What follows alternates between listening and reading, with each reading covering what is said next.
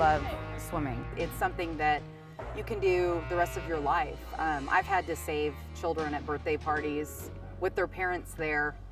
You know, it's something that, it's a life-saving skill, and it can bring you so much joy. It's so important to learn how to swim and to really be not just a sufficient swimmer, but a great swimmer, a strong swimmer. If a child is maybe say 5 or 6 and they really haven't had much exposure to getting into a swimming pool or had any type of swimming lessons, it is harder for children that are older because now they're thinking through every situation and projecting what might happen to them because it's such a foreign environment for them. So really the younger they are, the better to expose children to the water. The children that come to us at age 5, sometimes 6 years old, are the hardest to teach because their parents have instilled fear into them by saying, get away from the water, stay away from the water, you might drown, you might drown. And these children are the hardest to teach. Whereas the children brought up knowing and relaxing in the pool and playing and enjoying the water are the ones that usually hang on to it as a lifelong experience.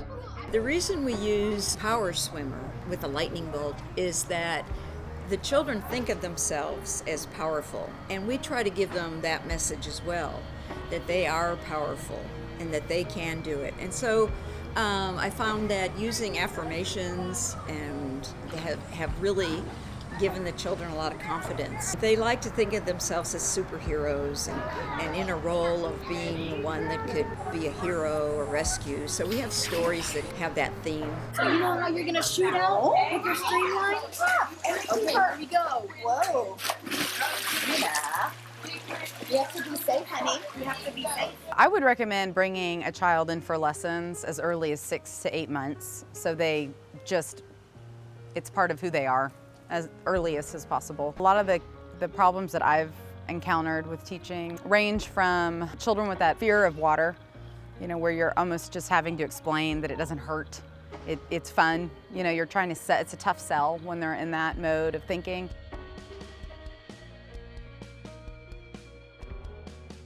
For a parent who's dealing with a child that has some trauma, just work on the reassuring that they can do it. You know, instead of oh, you don't have to put your face in if you don't want to. You don't have, you know, sort of enabling that thinking rather than, you know, enable that trauma to continue by reinforcing that fear.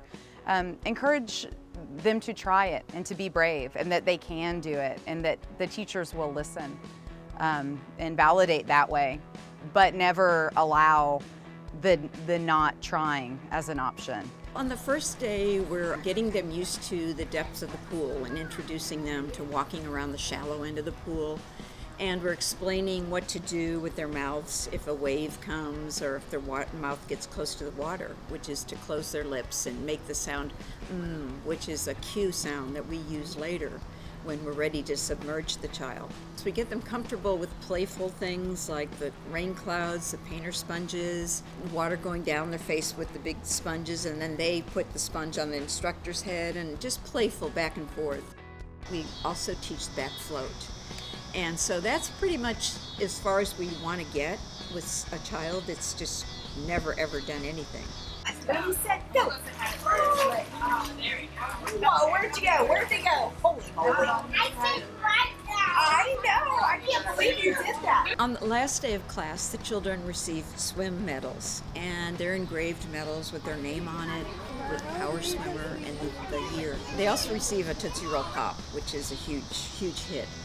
And it's real important to have the child acknowledged for their bravery, because it's really quite amazing for a 3 or 4 year old that's never been to swimming lessons to walk through that gate every day and be willing to show up. It takes a lot of courage. Swimming is natural, and the main reason is to enjoy swimming all the way into old age. Focusing on the fun and the joy and how good they are already, and really focusing on the accomplishments even if it's just getting in and coming to the lesson and talking about how brave that is, and just being real positive and making it fun. It's just been a joy and a blessing to me to have been a part of so many children's lives, to teach them the skills that could save their lives and also have a lifelong skill of swimming. That's awesome.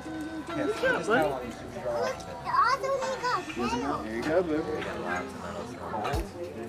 You did awesome. Okay, thank you.